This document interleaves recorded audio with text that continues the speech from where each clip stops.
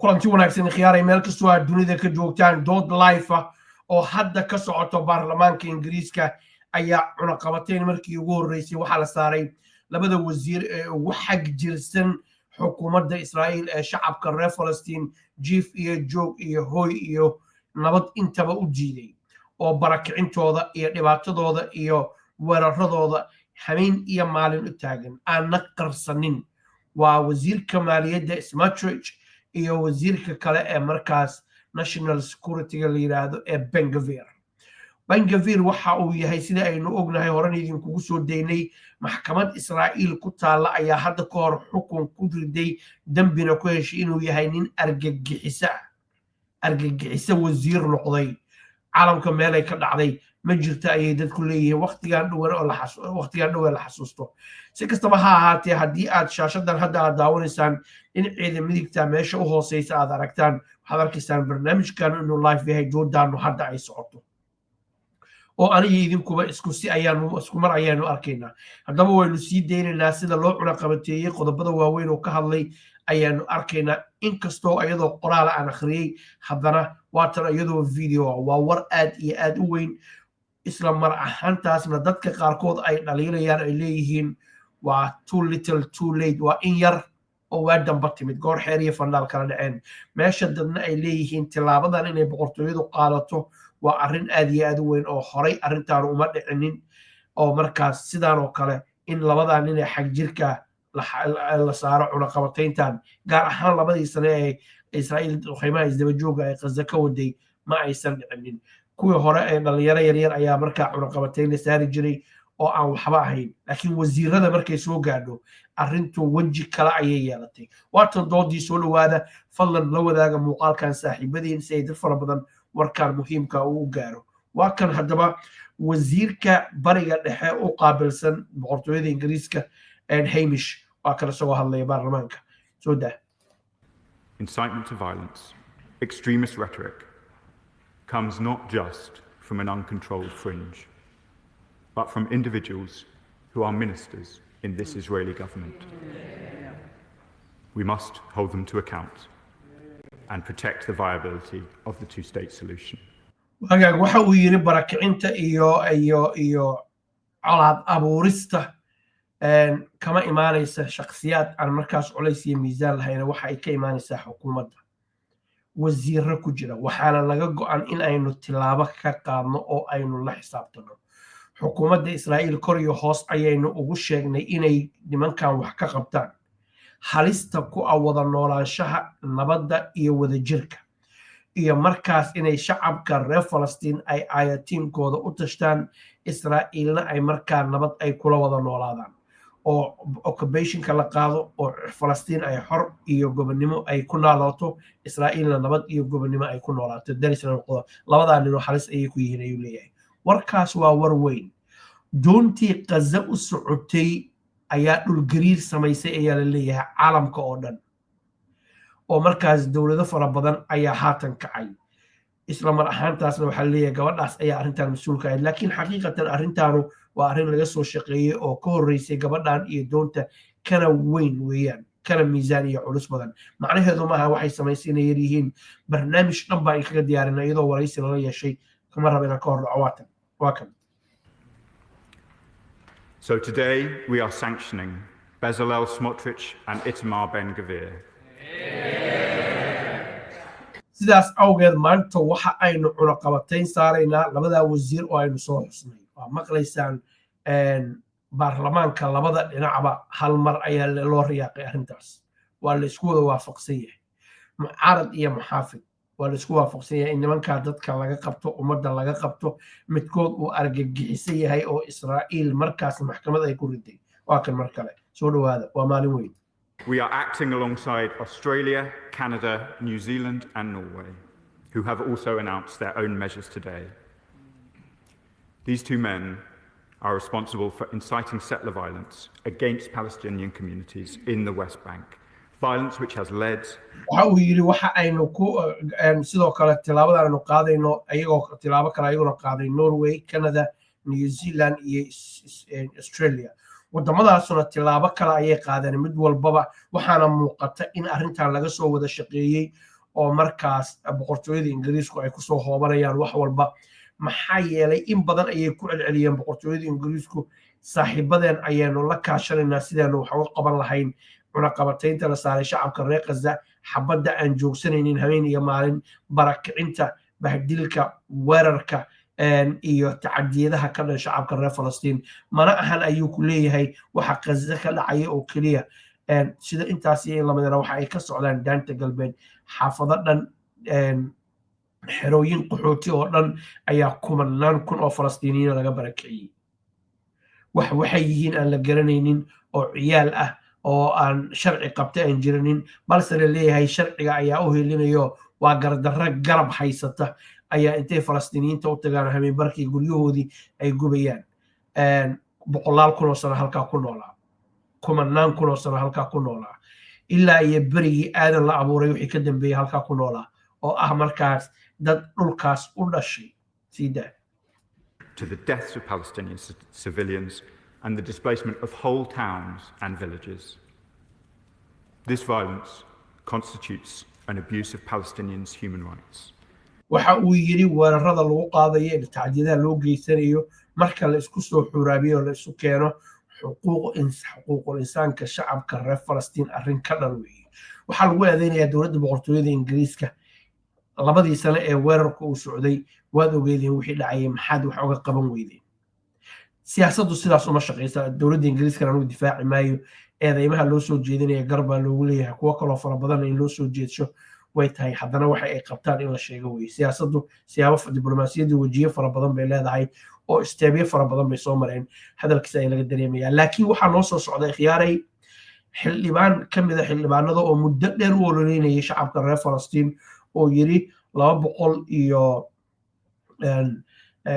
in ka badan oo cunaqabatayn ayaa la saaray dowladda dalka Ruushka markay Ukraine ku duushay hadda ma la soo gaaray xilligii gebi ahaanba Israa'iil korontada cunaqabataynta la saari lahaa ee laga damin lahaa wax allaaliyo wixii xiriir oo cunaqabatayn la saari lahaa mid kale waxa uu ku leeyahay cadowga nabadda way labada nin labadooda ayaa ugu darnaa wixii hadlay way noo soo socotaa way soo dhaweynaya meel kastoo dunida ka joogtaan waa 10 bisha 6 sanadka 2025 arrin muhiimadeeda iyo culayskeeda iskala weeye caalamka isbedel baa ka socda in 20 jeer ka badan ma halkan idinkaga sheegay mana aha mid la hor istaagi karo duufaanahan iyo dabaylahan isbedelka wata lama joojin karo isha waxa lagu wada hayaa 17 bishan waxa ka dhacaya qaramada midoobay ee loo balansan yahay hadii Ilaahay yiraahdo cidda kaliya inay ka hortimaado rajeynayaan oo Mareykanka waa kan markale It is cruel, it is degrading, and it is completely unacceptable. We have told the Israeli government repeatedly that we would take tougher action if this did not stop. It still did not. The appalling Falastiinta lagu hayo waa bahdil jirdil barakicin iyo falal arxan darra oo lagu la kacayo xukuumadda Israa'iilna kor iyo hoosba waa uu sheegnay inay joojiyaan hadii kale aynu tilaabo kala qaadayno si kale haddaan niraahno arrintaan iskama imaanin waxyaalo fara badan oo kale oo daaha dabadiisa ka dhacay ayaa ka horreeyay waxa uuna ku leeyahay waan u sheegnay markaan u sheegnayna arrinta dhagaha ayay ka furaysteen gaar ahaan labadan nin ee wasiirada aynu ka hadlayno waxa ay isku arkeen ayaa la leeyahay dadka faallooyinka ka bixinaya niman sharci walbo dunida yaala ka sarreeya oo aan lala hadli karaynin laakiin maanta arrintu saas maahan fariintu labadoodaba ficilku ha ku dhaco laakiin arrintaanu saameyn weyn ayay leedahay ama ramification waxa yiraahdo mar kale waa kan wasiir Haymish rhetoric has continued unchecked. Violent perpetrators continue to act with impunity and with encouragement. So let me tell the House now, when we say something, we mean it. Today we have shown with our partners, two extremists, that we will not sit by while they wreck the prospects of future peace. Mr. Speaker, our actions today do not halkan eray muhiim ayuu ka dhawaajiyay waxa uuna yiri daawan mayno fiirsan mayno sugi mayno gacmaha kama laabanayno marka labadan nin ee xag jirka ah markaas ay mustaqbalka shacabka reer Falastiin iyo siday dowlad u lahaan lahaayeen madax bannaan ay markaas u xagal daacinayaan oo ay obstacle ugu noqdeen ama markaas isbaara ay ugu dhigteen yeeli mayno ficil ahaan ayaa nooga turjumaynaa tan waa bilow waxa soo socda ayaa ka weyn haddii Israa'iil ay dib u guran weydo oo arrintan wax ka qaban weydo. Not diminish our support for the security of Israel and the Israeli people. cunaqabataynta saarnay macnaheedu ma ahan ayuu leeyahay in aynu markaas xukuumadda Israa'iil taageeradii aanu u muujinaynay iyo garab istaagii iyo siyaasaddii naga dhaxaysay diblomaasiyaddii naga dhaxaysay inay soo gabagaboobayso macnuhu saas ma ahan laakiin laba nin oo xukuumadda ku dhex jira weeye waana cidla qaban ayaa naga go'an. Agendas of these two men are not even supported by the majority of Israelis. halkan waa arrinta kale ee aadka hadalhaynta dadka qaarkood qoraal Al-Jazeera ay soo gelisay markaas fikir ka dhiibanayay qaarkood waxay leeyihiin hadalkan wasiirku kuma saxsana oo waxa uu yiri shacabka Israa'iiliyiintu badankooda labada nin fikirka kuma waafaqsana daraasadii u dambeysay ee wiigii la soo dhaafay la qaaday barakicinta shacabka reer Gaza 80% shacabka Israa'iiliyiintu waxay isku waafaqeen in la barakiciyo waana arrinta Bank Gvir iyo Smotrich ay garwadeenka ka yihiin among other things. Israelis recognize that these individuals are not working in their interest. As the Foreign Secretary said to this House last month, we want a strong friendship with Israel based on shared values and our many close ties. Our condemnation of Hamas, a proscribed organization, and the appalling attacks of October the 7th is unequivocal. Our commitment to the security of Israelis and the future of Israel is unwavering. We will halkan waxa uu ka hadlayaa arrin aan inta badan la soo qaadin oo ku saabsan markaas Israa'iil dhulka Falastiin ay haysato hadalkaas waxaan rabaa khiyaar inaan si fiican aan wada dhuuxno macnaha uu leeyahay halkan inta ka horna waxa uu sheegay wuxuu ka hadlayaa inay Hamas ay soo deyso dadka ay Israa'iil ka haysato si shuruud la'aan ay u soo deyso isla mar ahaantaasna xukuumadda Falastiin ee mustaqbalka la yeelanaya aysan qayb ka noqon karaynin sida oo kalena ay yihiin proscribed group ay yihiin oo markaas urur argagixisa ah ay caalamka ka rajiis garaysan yihiin boqortooyada Ingiriiskuna waxay aaminsan tahay sharcigeedana ku qoran inay yihiin urur argagixisa ah laakiin arrintaas waxa ka sii weyn oo soo wado ayaa jira iyada laftigeeda oo ku saabsan arrinta occupationka sartu meesha ay ka qorantay waxa weeye haysashada dadkan dhulkooda iyo ciidooda la haysto oo madax banaani loo diidan yahay taas oo aan la wajahinin waxa kale oo dhan waa ila meeraysa ayaa loo arkaa Falastiiniyiintuna aaminsan yihiin waa kan continue to press for an immediate ceasefire in Gaza, the release of the hostages still held so cruelly by Hamas, a ramping up of aid to those Gazans in desperate need. The repeated threats by Hamas to the lives of the hostages are grotesque, and it prolongs the agony of their family and the loved ones. Hamas should release all the hostages immediately and unconditionally. Mr. Speaker, the situation in the West Bank cannot be seen in isolation from events in Gaza. halkan waxa uu yiri arrinta ka dhacaysa daanta galbeed ee la haysto ma ahan arrin aan lug iyo saameyn ku lahayn waxa Gaza ka dhacaya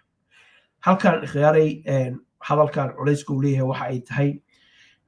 daanta galbeed kaamarooyinka caalamka waa ka sii jeesteen Gaza lagu sii jeedaa waxa Israa'iiliyiinta xag jirkaahu ay ka wadaan oo qaminta badan ciidamadooda hubeysan ay garab taagan yihiin sida warbaahintu ay sheegtay waa waxaan la soo koobi karaynin guryahoo la gubo dadkoo la barakiciyo la argagixiyo geedahaas oo saliid saytuunka uu ka baxo oo boqolaal sano Falastiiniintu ay beerayeen noloshooduna ay ku tiirsan tahay ayaa salka laga jaraya xaasidnimo intaa la eg meel ay ka dhacday cid garanaysa waa yarta geedka in salka laga gooyo qofkaanu inuusan noolaanin ayay ka dhigan tahay maxaa yeelay maciishadooda haddii gurigaagii la gubay gaarigaagii la gubay ido ay dhaqdaan oo ay meesha ku lahaayeen qaarkood Brit Somali TV indhaha ay saartay ayadoo laga gowracay oo xoolihii ay ku noolaan lahaayeen la gowracay geedihiina salka laga jaray intay mirihii ka gurteen بنزليل أنا رهذا an organization إسرائيلي أو حقوق الإنسان كأودوضة أو بيت السلام اللي يراهدو أي فيديو جاسوقلي يعني لما كان صحي سمينيان كاميرون كنت انتو سجدان فرصة بيوهران بوب إيا نعلولاد أو حتى فعيا صعبة بقول إيا لباتن كن أو إسرائيليين أيا كنول بريغا قدس أو أهمغالا ماذا حدا شعب كالريا فلسطين معلوم والبرواسير إسرائيل فنسي دينينا سوكو صعب Extremist rhetoric advocating forced displacement of Palestinians, denial of essential aid, the creation of new Israeli settlements in the Strip is equally appalling and dangerous. This government will never accept the unlawful transfer of Gazans from or within Gaza, nor any reduction in the... halkaan joojino arrin kale oo muhiim weeye dowladdaanu ma aqbalayso shacabka reer falastiin oo dhulkooda laga barakiciyo ama Gaza oo qaar ka mida la goosto marnaba ogolaan mayno waa laba arrimood oo muhiim ah Donald Trump waxa uu yiri hala tarxiiro arrintaas waxay ahayd sida aan horeyba u sheegnay hadal cadaad mala yacni ah aan tarabaqash ah maxamed ana iyo culays uu leeyahay injirinin Israa'iiliintaana yiri suurtagal ma ahan cidda kaliya oo ku dhagan waa labada nin ee xabjirka ee markaas la xukumay aan iraahday cunaqabataynta la saaray dowladdeenu yeeli mayso raallina ka noqon mayso in markaas shacabka guryahooda khasab loogaga saaro la barakiciyo iyo in markaas Gaza qaar ka mida la goosto marnaba yeeli mayno daanta galbeedna waa sidoo kale weeye waa dhulka Falastiin wuu soo socdaa territory of the Gaza Strip. The humanitarian situation remains catastrophic in Gaza. While Israel's ground and air operations expand, Gazans have now been pushed into less than 20% of the territory. waxa uu yiri xaaladda reer Gaza ay maanta ku nool yihiin waa mid aad iyo aad u liidata ciidamada Israa'iiliyiintu duqeymaha cirka iyo ground troops-ka galay ayuu ka hadlayaa iyo saameynta ay dadkaas ku leeyihiin nolol maalmeedkooda haddayba nolol haystaan weeye Hospitals have been destroyed and damaged. The entire population of Gaza is now at risk of famine. Meanwhile, Israel's newly introduced measures for aid endanger civilians and foster desperation. They are inhumane. The Red Cross Field Hospital in Rafah reported last week that it has responded to an unprecedented 5 mass casualty incidents in the 2 weeks prior. In each case, Palestinians have been killed or injured trying to access aid in Gaza. Desperate civilians who have endured 20 months of war should never face the risk of death or injury simply to feed them. halkaan waxayna ku joojino oo soo dhaweynaa markale oo idinkaga mahadcelina waqtigiina dhowrkan arrimood ka dhawaajiyay oo u dambeeyay ayaan dul istaagi doonaa balse waxa kale oo xusid mudan daawadayaal muuqaalkan in caalamka laga daawanayo mar kalena idin xasuusiyo muhiimadda ay leedahay isbeddelka caalamka ka socda ee cid hor istaagi karta aysan jirinin toddobaadkii la soo dhaafay waxaanu idiin soo daynay afhayeenkii wasaaradda arrimaha dibadda ee dalka Mareykanka Matthew Miller oo lahaa Israa'iil shaki kuma jiro in ay war crime ka geysatay Gaza markii la yiri markaan memberka taagnin maxaa saas u oran weyday waxa uu yiri waxaan matalayay dowladda dalka dowladda dalka Mareykanka ayaan matalayay ee anigu fikirkayga ma matalaynin arrintaas waxaa loo qaatay dad fara badan ay ku macneeyeen inay dad fara badan ay arkayaan isbeddelka socda iyo inay maxkamado waaweyn ay soo socdaan aan la isaga haraynin waxa reer Falastiin lagu sameeyay hinda rajab aan ku xasuusiya 350 xabadood ayaa la sheegay ciidamada Israa'iiliyiintu baabuurkii ay ku jirtay inay ku rideen cid kasta oo baabuurka ku jirtay waa dhimatay 99 ayay u wactay wax u dhigmo oo kale gurmadka degdega ah video cod ayaa laga duubay ciidamada Israa'iil ayaa la hadlay gurmadkii degdega ah waxa ayna yiraahdeen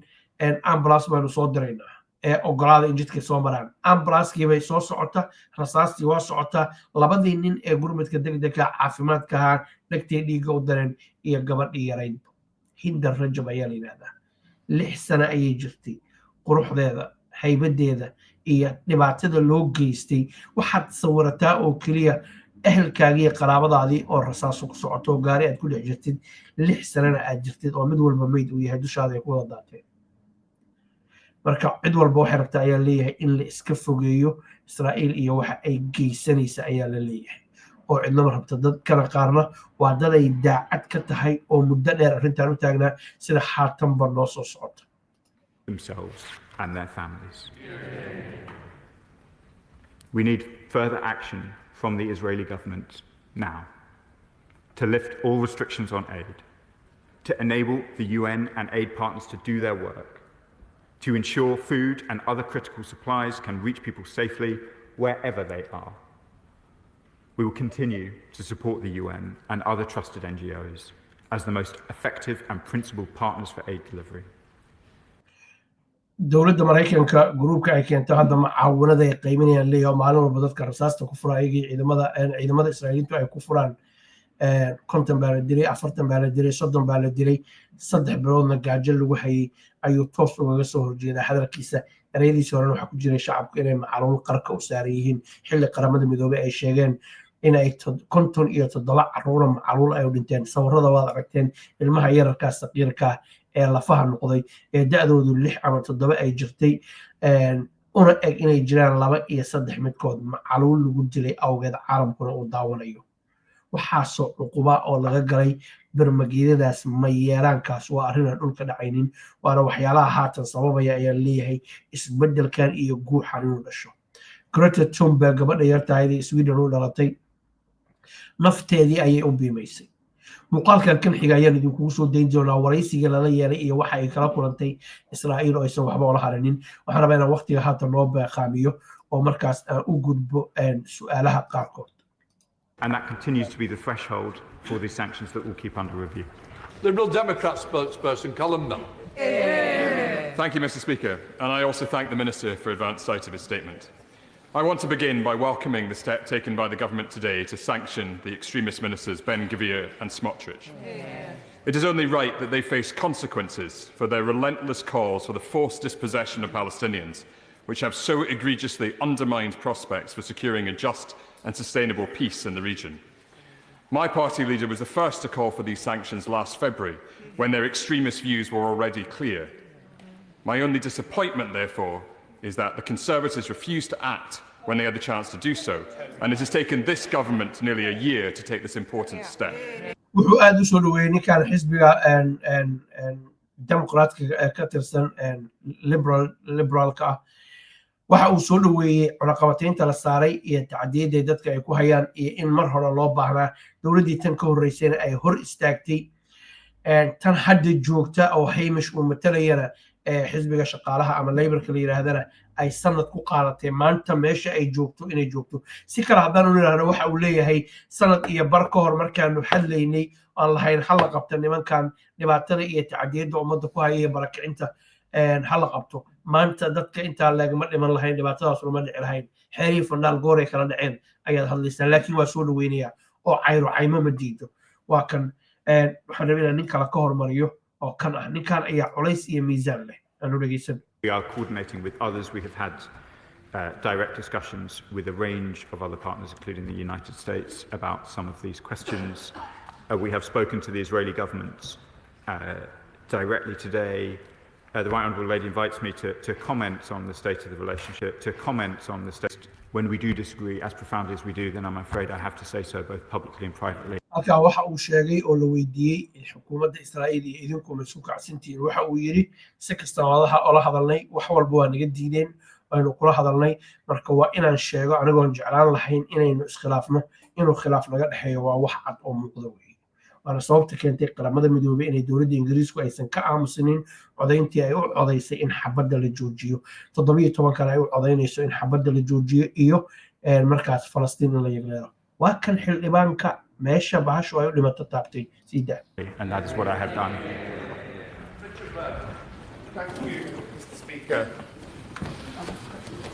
I've long called for comprehensive sanctions on Israel in response to its crimes against the Palestinian people So dheer ayaan u oroleynayay ayuu yiri in Israa'iil cunaqabateeyo faral dambiyeedka isdaba joogga ah ee wuxuushnimada ay ka galayaan shacabka reer Falastiin. Fariinta noocaan oo kale inay baarlamaanka Ingiriiska ka baxdo oo caalamku u dhageysto culays iyo miisaan ay leedahay. culayska iyo miisaanka ay leedahay waxa laga yaabaa inaad tiraahdo waxay leedahay ma jirto waa xeeriyo fandhaal gooray kala dhaceen. Laakiin markaanu intaa ka soo tagno inuu baarlamaanka sidaas xildhibaano ay uga hadlaan hadalladan culus ay soo jeedishaan waa arrin aan horey u dhici jirinin hadday dhacdana dhif iyo naadir ahaan jirtay. waa kan markale dhegeyso. the sanctions against two far-right ministers are a step in the right direction. But Israel's war crimes are about far more than a couple of bad apples. So much. waa kan hadalka aan doonayay inaanu isla wada dhegeysano ee culayskii miisaanka lahaa ikhyaaray waxa uu yiri waa soo dhaweynayaa labada wasiir ee xag jirka ee cunaqabataynta la saaray. laakiin Israa'iil dambiyada waaweyn ee ay ka gashay shacabka reer Falastiin baa laba nin loo cunaqabateeyey waxna qabta ma aha laba nin baa loo cunaqabateeyey oo intooda kale waa wanaagsan yihiin oo labadan ayaa xun ha loogu wanqalo nama qabata ayuu leeyahay. hadal aad iyo aad culus wey. dhegeyso waa kale. Much more needs to be done. When Russia invaded Ukraine, over 2,500 sanctions were rightfully imposed on Russia. tusaale wax intaa ka badan baa la qaban karaa. tusaale haddii aan ku siina 2,500 oo cunaqabatayn ayaa la saaray ruushka markii ay Ukraine ku duuleen. maxaa Israa'iil loo saari waayay xilliga haatan warkaan uu doodaan oo live ay uga socoto baarlamaanka Ingiriiska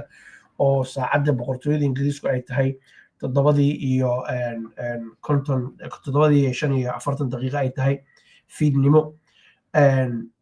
dowladda Ingiriisku waxay hub ka iibisaa Israa'iil. hubkaas qayb ka mid ah waxaa loo isticmaalaa diyaaradda F-16 ee dhibaatada ugu faraha badan la aaminsan yahay inay Gaza ka geysatay. waa kan dhegeyso. So I say to the foreign minister, isn't it now time for Russia-style sanctions on Israel to help stop the genocide? sidaas awgeed hadda waxa aan leeyahay ayuu yiri wasiirow ma la soo gaaray xilligii cunaqabataynta ruushka oo kale la saaray Israa'iil digada loogaga dhigi lahaa lagu rushayn lahaa. dadkaan oo dhan waa u istaageen waa u riyaaqeen markaas. waa kan. Mr. Speaker, I want to be really clear that the two men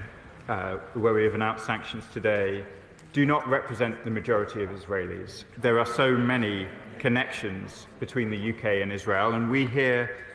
وحقاق داوديال waxaan jecelahay barnaamijkan inaan intaas ku soo gabagabeeyo. waa barnaamij taariikhi ah waqti ku habboon yimid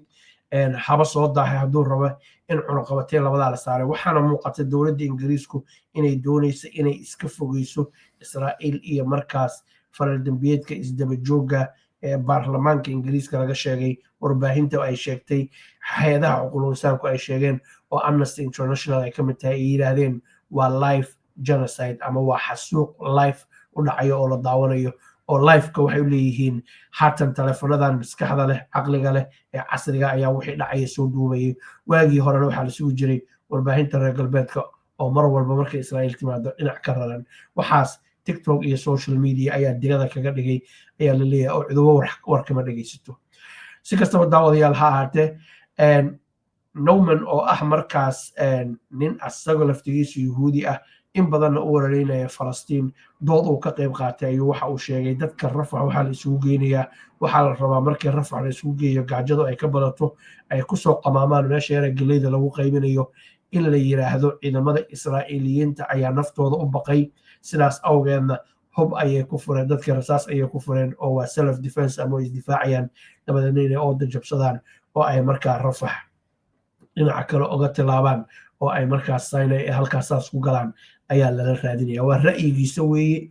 arrintaas la iska fogeynaya ayuu leeyahay. sababtaas awgeed ayay dowladahan haatan u bilaabeen in ay markaas bedelaan siyaasadoodii ee kama ahan dan ay ka leeyihiin shacabka reer Falastiin. waxaan shaki ku jirinin dadka baarlamaanka maanta fadhiya iyo kuwa dunida daafaheeda kala joogaba inay ku jiraan dad wanaagsan oo markaas doonaya in arrintan lasoo gabagabeeyo oo labadii xildhibaan oo hadda istaagayba ay ka mid ahaayeen waxaan idinkaga mahadcelinayaa waqtigiina waxaa noo soo socda Greta Thunberg waraysigii lala yeeshay iyo iyadoo Faransiiska timid iyo erayadii gelgelay saxaafadda haddii la yidhahda hawdeyma la'aanina kana saaxiibadiin la wadaaga si ay u ogaadaan dadku meesha ay maanta wax marayaan iyo waxa dhacay haddii allah uu dan yidhahdo waa idin mahadcelinayaa nabadgelyo